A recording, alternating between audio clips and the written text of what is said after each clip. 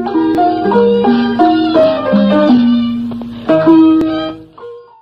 င်္ဂလာပါရှင်အပတ်စဉ်ဗုဒ္ဓဟူးညသတင်းတင်ဆက်မှုစစ်စင်ကနေပြန်လည်ကြိုဆိုလိုက်ပါရရှင်ယနေ့ညတင်ဆက်ပေးရမယ့်သတင်းတွေကတော့စစ်ကောင်စစ်တပ်ကလူနေအိမ်များကိုမီးရှို့ဖျက်ဆီးကဖမ်းဆီးမှုတွေပြုလုပ်နေတဲ့သတင်းနဲ့တခြားစိတ်ဝင်စားစရာကောင်းတဲ့သတင်းတွေကိုတင်ဆက်ပေးရမှာဖြစ်ပါရရှင်ကျွန်မအန်ခုံချစင်ပါရှင်ဖကတ်မြို့နယ်မကြက်ရောင်မော်ဘုံကျေးရွာမှာဒီကနေ့စက်တင်ဘာလ14ရက်နေ့မနက်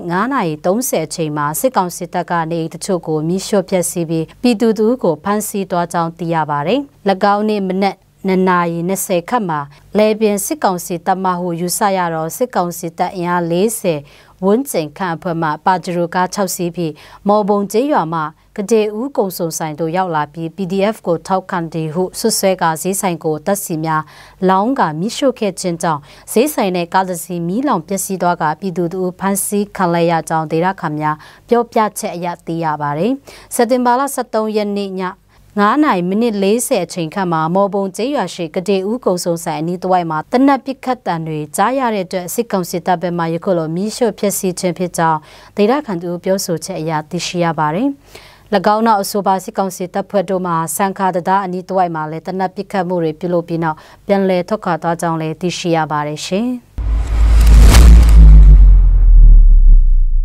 မိုင်ဂျာမြို့တွင်ခိုးမှုတွေမကြာခဏဆိုသလိုဖြစ်ပွားနေတယ်လို့ဒေသခံများကပြောပါတယ်။ခုတလောဆိုင်ကယ်ပြောက်တာတွေဆိုင်တွင်ခိုးမှုတွေပတ်စံအိမ်လူရက်မှုတွေမကြာခဏဆိုသလိုဖြစ်နေကြောင်းပြောပါတယ်။ခုလိုခိုးမှုတွေမကြာခဏဆိုသလိုဖြစ်ပွားနေတာဟာမူရစေဝါသုံးဆွဲသူတွေများလာယုံတာမကမိုင်ဂျာမြို့တွင်မူရစေဝါရောင်းချသူတွေနဲ့သုံးဆွဲသူတွေကိုအမြဲတမ်းလိုဖမ်းဆီးတာတွေပြုလုပ်နေပေမဲ့စစ်ကောင်စီလက်အောက်ရှိလွယ်ကျယ်မြို့တွင်လွတ်လပ်စွာဝယ်ယူသုံးဆွဲနိုင်တဲ့အတွက်ခိုးမှုတွေပုံမှန်များလာကြောင်းပြောပါတယ်။မိုင်ဂျာမြို့တွင်ပစ္စည်းခိုးမှုတွေမကြာခဏဆိုသလိုဖြစ်ယုံတာမကအသက်မပြေသေးတဲ့ကလေးများခိုးကြောင်ခိုးဝက်ပစ္စည်းခိုးတဲ့စာရိတ္တပစ္စည်းတာတွေလည်းများလာကြောင်းလည်းသိရှိရပါတယ်ရှင်။